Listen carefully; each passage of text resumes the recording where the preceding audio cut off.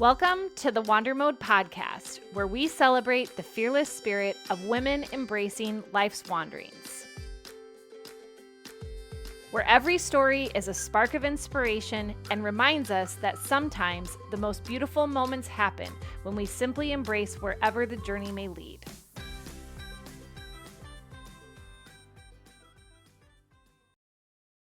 Today's conversation is with Jessica Hoch. Jessica is the founder of a crystal energy and aromatherapy jewelry company called Moxie Malas. It is located here in Minnesota. And I have to say that the energy from the conversation alone was so grounding for me. I loved my conversation with Jessica so much, and I learned a lot about what it means to work with crystals, why you would work with crystals, how you can incorporate them into your different daily practices, whether that's meditation or prayer. It was a really powerful conversation. I have signed up for Jessica's monthly Bracelet subscription, and not only does it come with just a ton of stuff, but also is something that I'm now looking forward to every month, of having a different intention and a bracelet to wear to signify that intention for the month and really ground myself in being a lot more thoughtful around my thoughts, my behaviors, my actions, my fears, my excitement around things, which, as you know, and in today's world, I would say all of us need the grounding energy that Jessica is bringing to the table. So take a listen. This conversation is going to be really hard for me to keep my mind collected and organized in the questions that I'm asking you, because I really love this topic. And you can see that I've got my crystals and things set out. And this conversation is so full of knowledge for people who maybe aren't super aware of malas and crystals and all of those things. So welcome to the podcast. Awesome. Thanks for having me. I'm excited to be here. Your name is Moxie Malas. Mhm. So why malas? What got you into this space? I came into this space first as a yoga and meditation teacher. And so the malas were already a part of my own practice and a part of how I was using stones and crystals. And so that was the natural next progression into creating this as a business. And how long were you a yoga teacher, and how were you using those within that yoga practice? So the malas were definitely more so my personal practice versus teaching about meditating with them, but it has evolved into that more now that I've gotten more knowledgeable and accustomed to using that in my practice even more. I would say before it was stones and crystals were more so on my personal experience in my home. I was working with him, but I hadn't really introduced people like students to stones and crystals. And then when I started making the malas and creating these intentional pieces, that's when and how I started introducing crystals to my students in my community. Let's go real basic here for Yeah. those listening that are like, okay, so what is a mala? Like, we're already probably using some terminology that some might not be super familiar with. Mhm. So, what is a mala, and what goes into selecting crystals? How do you know what types of crystals should be combined together? Yeah. How do their energies work? Yeah, absolutely. So a mala, in simplest terms, is a Sanskrit word. So the language that the Yoga Sutras is written in, and it is translated as garland. So it's a strand or a garland of beads. That's what the word is. But a mala is beads or stones, or it can be seeds or wood, anything like that that are strung together that you can use in meditation. So there's 108 going all the way around, and then there's a guru bead, which is 109 at the bottom. And the guru bead holds all of the energy of your practice and what you've been working on in your meditation. So it holds the energy and the vibration of your mantras that you're reciting. And is there significance behind the 108 or 109? Like, why that number specifically? The number is more specifically the 108. The 109th is just because there is an additional bead for that guru or Sumeru bead, it's called too. The 108 traditionally is because in the Sanskrit language, there are 54 syllables, and each one has a masculine and a feminine version. So in order to speak all 54 or 108 syllables all the way around it, you would need 108 to do all of them. And the Sanskrit language is very vibrational versus what you're saying. It's more about the vibration and the sound and the tone of what you're saying. So then if I were to utilize malas in my practice, Mhm. would I need to be specifically saying that Sanskrit language, or do you teach people how to do other meditative practices with the malas? So the malas definitely have a specific use for them, as far as they are used to count how many times you've said your mantra or your affirmation. It doesn't have to be Sanskrit. It can be just an affirmation of I am love, right? And then each time you say I am love, you turn a bead. I am love. I am love. I am love. Each time you're turning the bead.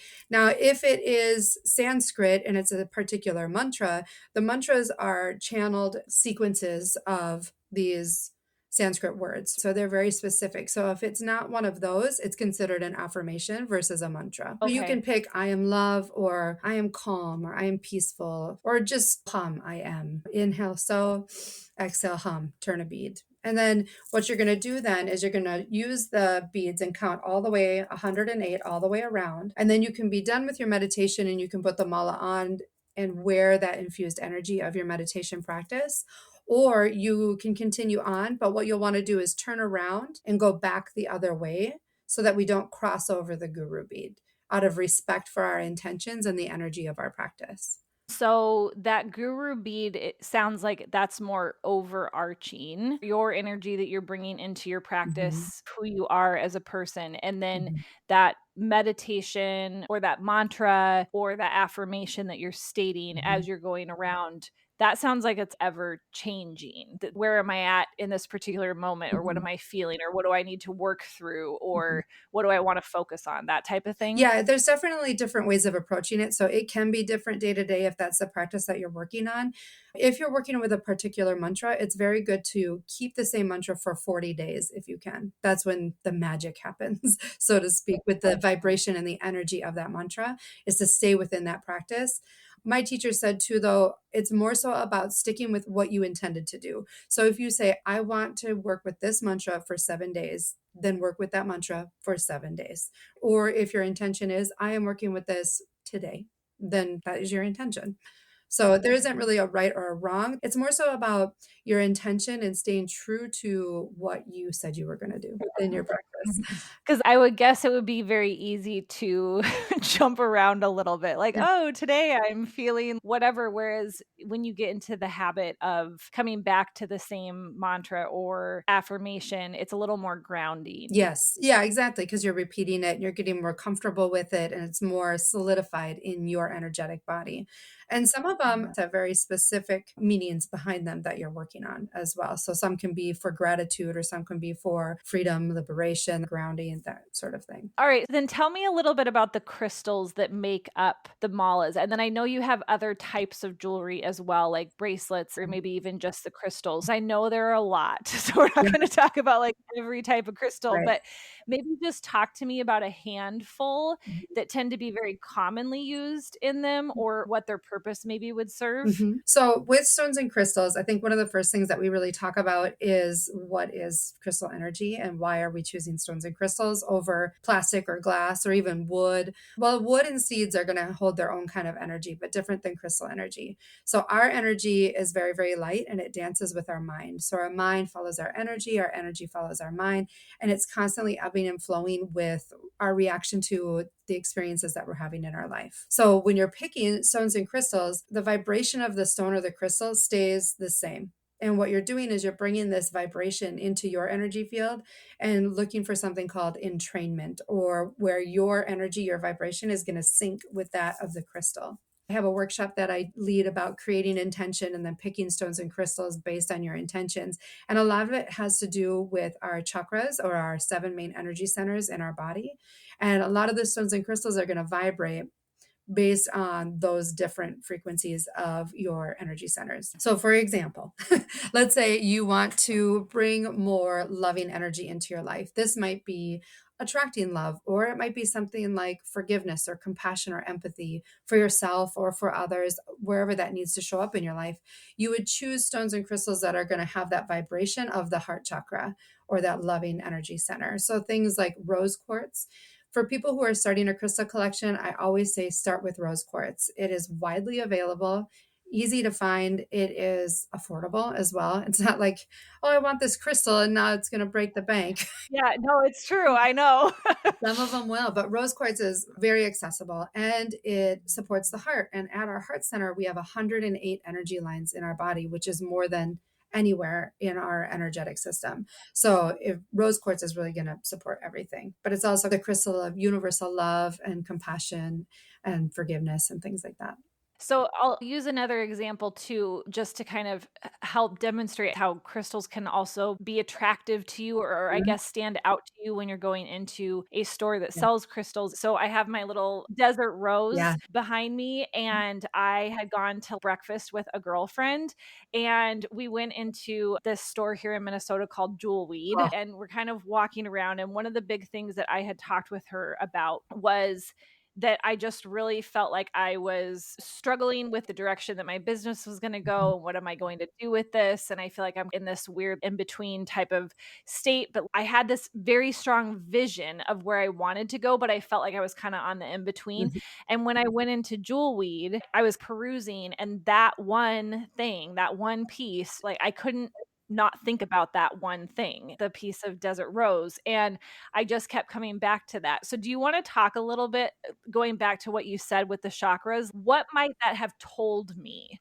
Or, like, why would that have particularly been calling to me in that moment, do you think? So the desert rose is definitely going to connect you to those higher chakras and that crown chakra, which is going to be our connection to something bigger than ourselves. So if you have this vision in your mind and you're looking for clarity, you're looking for focus or some sort of guidance, that crown chakra support is going to be fantastic. And desert rose selenite would definitely be part of that. Mhm. The desert rose selenite is also going to help to remove any negative energies that might be around, not negative, but unserving energies and clear through the clutter. So if in your mind you're like, there's a lot of moving parts, I have this vision, I want to get there, I'm not sure this next step.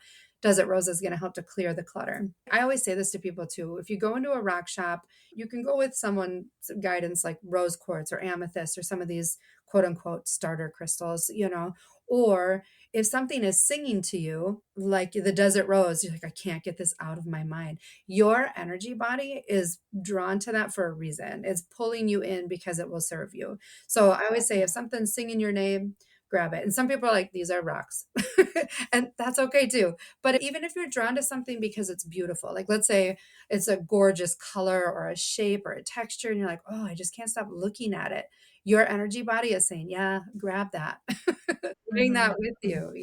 Right. If you're drawn to something, that's your intuition. That's that inner guide, that compass saying, yep, this is the direction, whether you can discern why or not. Yeah, and I like that you use that word attracted to as Mhm. well, or just finding something to be beautiful. Again, there's a reason that you're finding it Yeah. that way. You and I could go walk into the same exact shop and be attracted to totally different types of crystals Mhm. and think this is beautiful and this one is kind of like, like that one isn't really doing anything for me right now. Right. And to your point, even if you can't fully articulate that, Mhm. it's still something that's drawing your eye, and that might be a Yeah. clue, quote unquote, as to which direction you could go. Absolutely, and that works with the colors too. I mean, even with what you pick out to wear for the day, what color are you wearing? They have different energetic qualities. So same thing with the crystals. If there's a color you're drawn to, that can align with some of these different energy centers as well. One thing I wanted to go back to was people are like, "Oh, they're crystals." I know that even people in my life that are more religious leaning, for Mhm. example, sometimes they get kind of weirded out by some of the stuff that I have and whatever, but I always come back to just like we carry an energy, the earth carries an energy, right? Like Yes. there's a reason that you feel moved when you walk into a forest. There's a reason that when you're standing on a mountaintop, there's a different energy that's resonating. Like the earth carries with it an energy too. And these are items that are from the earth, literally. And so they're going to carry an energy with it. But let's talk a little bit about those misconceptions that I think sometimes people have where it's their resistance to it because it feels a little hoo-hooey, A little you know? woo-woo. Yeah. This is a really beautiful conversation to have because sometimes when there's misconceptions, then there can be assumptions that are made that aren't always true, right? One of the misconceptions I think people have is that when you're working with stones and crystals, that you're worshiping them in some way. And that is so far from the truth. The crystal is a tool, sort of like a tuning fork would be for sound healing or vibrational sound therapy. The crystals are just tools that we use. And they also don't belong to any belief system. I've had people call me a witch. I'm like, nope, not a witch. I just work with stones and crystals and these vibrations and these energies. So, yeah, there can be those misconceptions that it is belonging to a certain belief system or belonging to a certain path or practice. And it's not, it's just energy. Just like intuition, Mhm, it's the same thing. You can't always fully explain why you feel a certain mhm. way or why it is that your mind is trying to pull you in one direction versus another or giving you some red flags versus Yeah. a different situation. It's sort of the same thing. It's utilizing those tools as a way to, again, come back to being grounded. It's Mhm. really great if you have anxiety or you're trying to work through a problem. It isn't any different than saying, okay, I'm going to sit down and talk with my friend through this problem versus I'm going to sit down and do an affirmation Mhm. or I'm going to speak a mantra or I'm going to sit here with this crystal and just really sit and meditate and think about something. I love that you described it as being a Mhm. tool, not necessarily belonging to any one particular thing, which then makes you or equals you being something that you're Right. not. Yes, exactly. That's Mhm. the beauty of it, is that you can bring it into any belief. When you're in your meditation practice, well, the malas or japa malas do come from Hinduism or Buddhism and that kind of meditation practice. But also in Catholicism, they have the rosary. So the same way you could have a mala that's like this, and let's say you have a Christian faith, you can be focusing on God. You can be focusing on Jesus or whatever that deity is for you in your practice with your mala, because it all goes back to what is your intention, what is in your heart, and what are you focusing your mind on. That's going to be the most powerful thing. That's even for people who are like, oh, that's nice, like okay, well, it's a rock, so what's your point? It's just a stone, there's no energy. It's science, there's vibration in all of it, right? But even if you're like, forget that, I'm not doing that, your mind is the most powerful tool that you have. So if this rock, this crystal that you're holding in your hand reminds you of love in your life, reminds you of forgiveness or compassion, or reminds you like, I am strong, I am worthy of everything, then it's doing its job as a touchstone, as a talisman for you, if nothing else. Right? Yeah.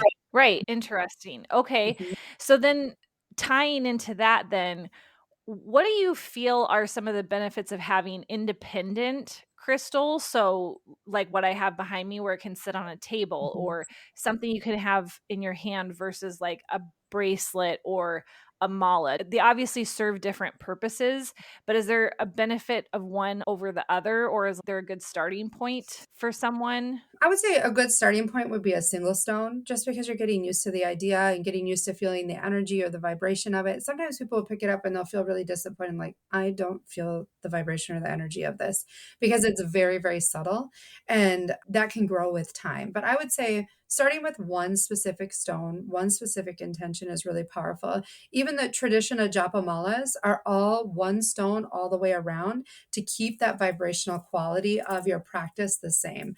I don't specialize in japa malas. I have a different style that's based on the intention of the energy of the stones and the crystals, which is also a practice, but it's not that traditional japa style or the Okay. repetitive japa style. Moving into a combination of stones and crystals is going to be more about connecting on a deeper level to your specific intention that you have. So, like January, this bracelet, I have Moxie Monthly Bracelet Club, and this was our January bracelet. And the name of it is Sacred Container, like creating a sacred container. And so what it has is a Herkimer diamond on here, which is a really powerful quartz. And then it's got garnet, labradorite, and citrine. And so the reason I picked these different stones is because it really helps to create that sacred container of grounding, of personal power, and listening to your intuition and moving from this grounded place of being. So it's really about, when you're mixing stones and crystals, it's about really getting in touch with what is your intention and what are the different facets of that intention that need support. So then what would be cohesive in terms of the stones working Yeah. together? Because if you pick a bead that's consistent all the way around, it's going to share common energy. So then you're working on what is the intention behind it, and then how do those pieces meld together to go toward that particular Yeah, intention? a really good example that comes up a lot actually in my workshops is setting boundaries. And that's a big thing about when we're healing, when we're learning about ourselves, what we are willing to accept and not willing to accept. A lot of times boundaries need to come into place and they can be difficult to set, right? So let's say when you're ready to set boundaries, you need to step into that third chakra, which is your personal power, right? Stepping into that throat chakra, which is going to be your expression, your ability to speak your truth, to set those boundaries verbally, right? And also to support your heart, because sometimes if we support our third and our fifth chakra, we can spit fire without even intending to. So those messages are going to come off a lot harsher than intended. If that's your intention, but we're always looking for love, right? Bring it back to love. Girl, I've been there too. Bring it No, sometimes it just needs to come out. I had a woman when I was teaching full time, she was like, "You must be so calm. You must never get mad." I was like, "Honey, what do you think brought me to yoga?" Like, girl, I need that love. So Oh my your gosh. heart chakra too. So then we can get this multifaceted approach of, all right, I'm stepping into this personal power. I'm stepping into my light. I'm owning it. I'm speaking my truth with love, with compassion and clarity. And then maybe we support the root chakra because you need that strong foundation to stand on in order to speak your truth. So that's how we can pull in all these different facets of what goes into this intention that you're creating. So then do people come to you with a very specific intention and say, "Can I have this type of bracelet?" Or have you found a lot of commonalities between what people are asking for, and then you have bracelets for different intentions that are already created that you have found bring the best crystals for that particular intention? Absolutely. I think I have over 90 different bracelets on my website for different intentions and specific meanings. There are a lot of commonalities that come up, and it's interesting because through the workshops, you'll start to see trends happen. Like, oh, a lot of people are needing heart support right now, or a lot of people Mm. are stepping into their light right now, or I'll be at different events selling jewelry and people are like, I need support with stress or anxiety, or I have a lot of change happening in my life and I need to ground down. You'll start to see different trends like that show up. Mhm. Definitely. I mean, it's like, yes, we're all unique and all of our experiences are absolutely our own. And we're the only ones that can really feel the full depth of what we're going through. And we have a lot in common with each other. This is the human Yeah. experience. There are themes, there are commonalities that come up. And also to let you know that you're not alone in it, and not in a bad way. Like, oh, it's not just you. It's like knowing you're not alone in a sense of releasing that isolation feeling. Like sometimes we can feel like we're on this little island going through what we're going Mhm. through, but there are other people walking that same path with you, that same journey. Mhm. I'm curious, like, my daughter is a Scorpio and I'm an Aries, and so this is more of just, like, a personal curiosity question, Yeah. like, would it be weird to also have her bracelet for me to wear? Is that going to be, like, a conflicting energy versus I'm carrying a piece of my daughter, or how does that work? I'm curious as we talk about that shared human experience, but then also having very different aspects of what makes us us. It's funny because I have that exact combination in my house. My husband is an Aries and both of my boys are Scorpios. Oh, So you're really? saying that, I'm Oh, like, okay, so you I know. know what's happening over there. Um, yeah, I talk about wearing your family stack. Like I'll wear the Scorpio, the Aries, and Virgo. I'm a Virgo. My husband's the Aries, and both of my Okay. boys are Scorpios. So I'll wear our little family stack. And the way I look at it is, you're going to be around your children, right? And those stones and crystals are going to be in their proximity, and it's going to be supportive of them as well. And also, it's nice to just have a reminder of them too. But it definitely won't conflict. And that's actually something that comes up that's a misconception as well. I was just part of a crystal panel at an event, and we were talking about, are there stones and crystals that conflict with one another? Are there some that you should not combine? And that is not true. Your Aries and Scorpio bracelets can play nicely. Yeah. Yeah, I mean, even just, like, separate of crystals, our Yeah. energies within the house are mostly cohesive. But yeah, I mean, both my husband and I are Aries because our Aw. birthday is the same, and so she's a little outnumbered, because she's an only child, Yeah. but, yeah, but that's cool, though, I like that idea of that family stack, Yeah, so yeah, just that's a combining great those 2. idea. It's fun. Yeah, or I'll have people that will wear their sun, moon, and rising. So your sun sign is your birth date and how you show up in the the world. And then your moon sign is your emotional world and your internal world. And then your rising sign is considered like the seat of your soul or your essence. And so who you really are. So it's fun to represent or wear all three of those at the same time, too, to support all of those energies that are part of who you are. Do you have resources that you tend to send people to be able to discover some of this stuff that can maybe be a good sounding board of like, "Oh, that sounds interesting to me. Maybe I should go here to discover that?" Yep, I have information on my website about the chakras and everything too. And then I'm also going to be coming out with some more videos. I have them recorded about each of the chakras to dive a little bit deeper into that. There are definitely books that you can look into for the chakras. They're found in the Yoga Sutras. You can find it there. Yeah. There's a lot of free generators on the internet. If you just Google what's my moon sign, there's free calculators that come up and it'll say, this is your moon sign. Now, if you want your whole chart, you can buy it, but they'll tell you your moon sign. Or you can Google, what's my rising sign? And those are the big three to know versus buying your entire chart. But that would be my easiest resource is just to say, just Google it. As far as Yeah. that, Yeah. you do need to know what time you were born, though. Yeah. Okay, so you have obviously this jewelry, but you also have a training program. So what is this training program? Is that more for individuals that are already very well versed in these things and they're looking to then go use it in a particular type of practice, or is the training program I'm wanting to get into this type of space and understand these concepts but I don't really know how to do it? So the training program is really available for any level of experience. You can be a full beginner and come into the training program and it will walk you through everything. Or you can also be someone who has experience like a yoga instructor with a 200-hour, 500-hour with information similar to what I'm sharing, but bringing it into a deeper depth with not just the chakras and the energetics, but also the stones and the crystals and how they can come in. The training program is meant to teach people how to teach the Moxie Malas workshop. So the Moxie Malas workshop is about creating your own intentions, working through those energies, and then picking stones and crystals to make a custom bracelet. And the training program helps you to become a facilitator. So not only are you learning about the energies, subtle energies and chakras and stones and crystals, you're learning about holding space for individuals, finding your authentic voice, and how do I share this message of personal empowerment and healing and intention creation. Okay. And do you have any workshops that do the malas where you would handcraft your own? Mhm. Yep, so those are gonna be on the calendar, not as often because it is a 4-hour or a half-day workshop because it takes time to knot the mala Yeah. and to teach all the parts that go into it. A lot of times that's found more at the end of retreats and things like that. Oh, that's awesome. I love that it's so all encompassing because I try to be really intentional about spending on anything, Yeah. really. And sometimes when you just see random jewelry, let's just say at Target or something like that, Mhm. when it doesn't really matter to you, it's kind of like you wear that piece for a while Mhm. and then you're kind of done with it and you move on. Yeah.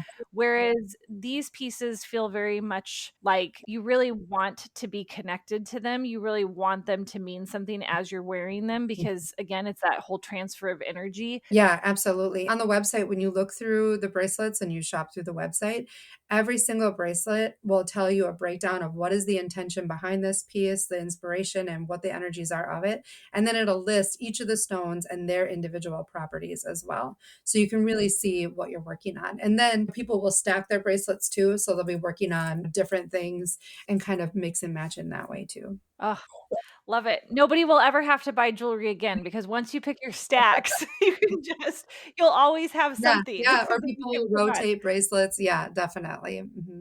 I think it's the piece that I know I get a little overwhelmed by is that sometimes these crystals call to me and I'll bring them home and I'm really incorporating it in whatever it is that I'm doing for a time. And then when I have a shift in my life or whatever, and I'm kind of more focused on another one, sometimes I'm like, "Ooh, what was that one again?" Like, what do you recommend for people from an organization perspective? I'm being able to go back and know how to use it. Do you have any thoughts there? You know, it's funny because I've had people show me how they organize their collections and things like that. And a lot of times people will keep the bracelet in the box that it comes in with the hang tag. So then they can go Okay. back and be like, okay, this is this one. This is what I'm working on. I also have people who are like, look at this is my bowl of bracelets. And I just intuitively pick which one I need today, you know? Oh, And yeah. that works too. You know, everybody's process with it is going to be a little bit different. But some people are like, I don't even remember what these mean, but they feel good. You know? Yeah. So, Yeah. Yeah, the Moxie monthly ones, they do come with a postcard that has a picture of the bracelet and all of the Okay. stones numbered and everything like that, so then you can look back and go, "Oh, yeah, that's this bracelet." I've been thinking about putting the picture of the bracelet on the hang tags too.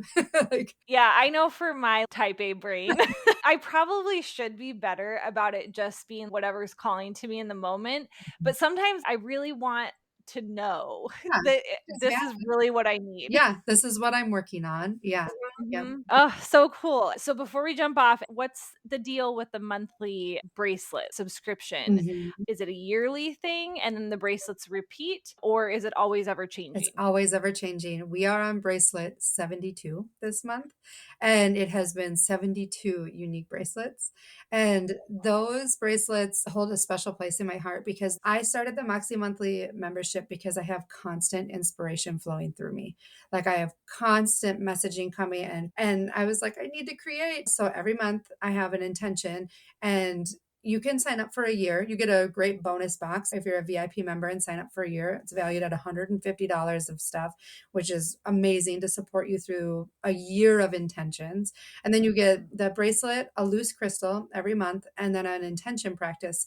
And so that intention practice, we have a members only call each month where members will come on. We'll talk about the practice or the intention that we're setting that month, how we can work with these stones and crystals, why we would choose to work with these. And then I do some fun crystal readings where I'll take like a bowl of crystals and see like, what's your reading this month? That's kind of fun. Oh, I love Yeah. that. I love Yeah. that. So then it's creating community at the same time. Absolutely. Community is one of our pillars at Moxie Malas. So definitely. Beautiful. Yes. Beautiful. Okay, so where can everybody find all of the Moxie Mala stuff? Moxiemalas.com. The website's really going to be where everything is. I would also sign up for our newsletter because that's going to really give you all of our upcoming events, even ones that aren't listed on the website, where we're going to be, workshops that are available. So definitely sign up for the newsletter. We also have a Moxie Malas app and a Moxie Life app that has our training program, the Moxie Monthly, and then meditations and yoga. Lovely. Well, thank you, Jessica. I loved this conversation so much. Thanks for wandering with me today. If you were inspired by this episode and think it would ignite a spark in a friend, don't hesitate to share. And if you're craving more from the Wander Mode community, hop on over to Instagram at Wander Mode Co. Meet you in the next episode, and until then, wander on.